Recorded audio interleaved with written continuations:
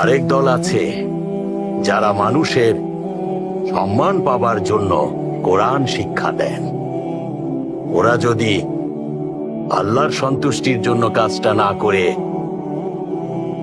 নিজেকে আলেম প্রমাণ করতে, মানুষের প্রশংসা কুড়াতে সবাইকে কোরআন হাদিস শোনায়, তবে ওরাও গুনাহগার।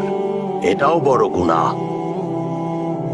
ওসব মানুষদেরও কিয়ামতের দিন সবার আগে জাহান্নামে পাঠাবে। তৃতীয় দল হলো মহান আল্লাহর রহমতে যাদের অনেক সম্পদ আছে, কিন্তু ওসব সম্পদ শুধু নিজের জন্যই তুলে রাখে। আল্লাহর পথে যখন যাদের সম্পদ চাওয়া হয়, ওরা তখন বলে, আমার এ সম্পদ শুধু গরিব মানুষের, যদি দরকার হয় বিলিয়ে দিতে রাজি আছি।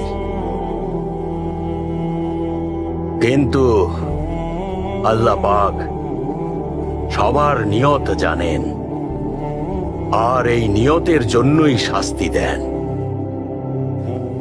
ওরা যতটুকু দান করে আল্লাহর সন্তুষ্টির জন্য না করে মানুষের প্রশংসার জন্য করে। ওসব মানুষদেরও কিয়ামতের দিন বিনা বিচারেই জাহান্নামে শাস্তি দেওয়ার জন্য পাঠাবে।